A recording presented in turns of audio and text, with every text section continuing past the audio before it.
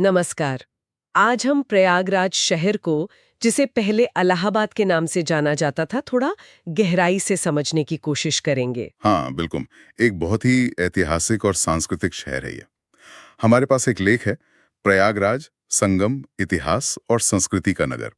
तो हमारा मकसद है कि इस स्रोत से जो ज़रूरी बातें हैं, जो दिलचस्प पहलू हैं, वो निकल कर आएँ। सही है। तो कहाँ से शुरू करें?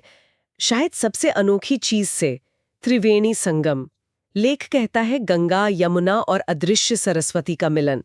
पर क्या ये सिर्फ भूगोल की बात है? लेख कैसे देखता है इसे? नहीं, ये अच्छा सवाल है। लेख इस पर जोर देता है कि ये सिर्फ नदियों का मिलना नहीं है, ये बेसिकली आस्था, इतिहास और संस्कृतियों का भी एक बहुत गहरा संगम है। आस्था, इतिहास और संस्कृति? हाँ, मतलब वहाँ की जो आध्यात्मिकता है, वो सिर्फ ऐसा नहीं कि किताबों में है या मान्यताओं में, वो शहर के पूरे माहौल में, उसके ताने-बाने में रची बसी है। और इसी आध्यात्मिकता का एक जीता जागता प्रमाण शायद कुंभ मेले हैं। हम्म। लेख में जिक्र तो है इसका, पर क्या वो सिर्फ कितने लोग आते हैं इस बारे में है, या इसका कोई सांस्कृतिक महत्व भी बताता है? हाँ, जिक्र है। और ये सिर्फ एक धार्मिक मेले के तौर पर नहीं देखता लेख इसे। बिल्कुल, हर 12 साल में महाकुंभ और 6 साल में अर्धकुंभ होता है। जी, हम लाखों लोग हाँ, लेकिन लेख ये भी इशारा करता है कि ये जो मेले हैं, ये सदियों से विचारों का, अलग-अलग संस्कृतियों का, परंपराओं का, इनके आदान-प्रदान का भी एक बड़ा मंच रहे हैं। अच्छा। तो ये एक तरह का आप कह सकते हैं जीवंत सांस्कृतिक उत्सव है, सिर्फ आस्था की डुबकी नहीं है। ये दिलचस्प है।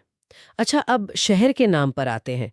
ये जो बदलाव हुए हैं, प्राचीन प्रयाग, फिर मुगल काल में इलाहाबाद और अब फिर से प्रयागराज, लेख इन बदलावों को सिर्फ तारीखी घटनाएं मानता है या इसके पीछे कुछ और भी देखता है? है। प्रयाग, जैसा आपने कहा, शायद उसका मतलब यज्ञ या अर्पण की जगह से है।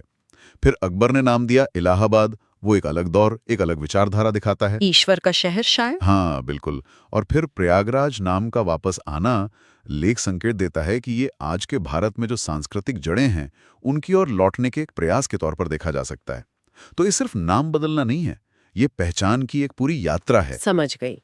और इस ऐतिहासिक सफर में आधुनिक भारत का दौर भी तो बहुत अहम रहा है। स्वतंत्रता संग्राम में प्रयागराज की क्या भूमिका थी?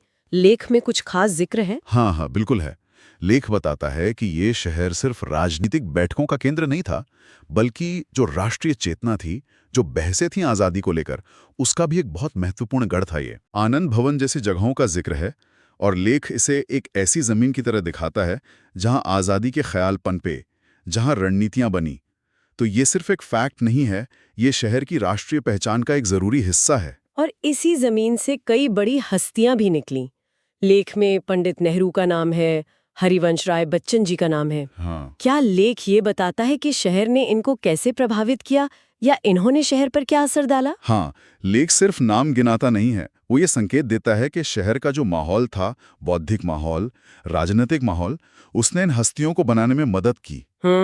जैसे बच्चन जी की कविताएं हैं, उनमें शायद यहाँ की जो मिलीजुली संस्कृति है, यहाँ का जो जीवन दर्शन है, उसकी झलक दिखती है। हाँ, हो सकता है। और वैसे ही नेहरू जी की राजनीति पर भी शहर के माहौल का, वहाँ की बहसों का असर जरूर रहा होगा। और इसमें इलाहाबाद विश्वविद्यालय का भी बड़ा रोल रहा है। हाँ, पूर्व का ऑक्सफोर्ड कहते थे उसे। बिल्कुल, लेख में इसका जिक्र है कि उसने इस बौद्धिक माहौल को बनाने में एक बड़ी भूमिका निभाई। तो अगर हम इस पूरी बातचीत को समेटें, तो प्रयागराज सिर्फ वो त्रिवेणी संगम या कुंभ का शहर नहीं है। नहीं, बिल्कुल नहीं। जैसा हमने इस स्रोत के आधार पर देखा, ये एक बहुस्तरीय शहर है।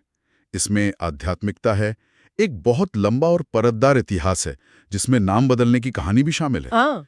फिर स्वतंत्रता संग्राम की एक बड़ी विरासत है, और नेहरू, बच्चन जैसी हस्तियों से लेकर इलाहाबाद विश्वविद्यालय तक ज्ञान और संस्कृति की भी एक बहुत मजबूत परंपरा है। तो ये सच में कई धाराओं का संगम है। बिल्कुल, कई धाराओं का संगम।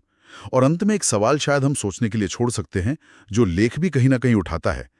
किसी शहर का नाम बार बार बदलना, प्रयाग से इलाहाबाद, फिर प्रयागराज, ये उस जगह की पहचान कितनी जटिल होती है, और समय के साथ उसकी सांस्कृतिक और राजनीतिक परतें कैसे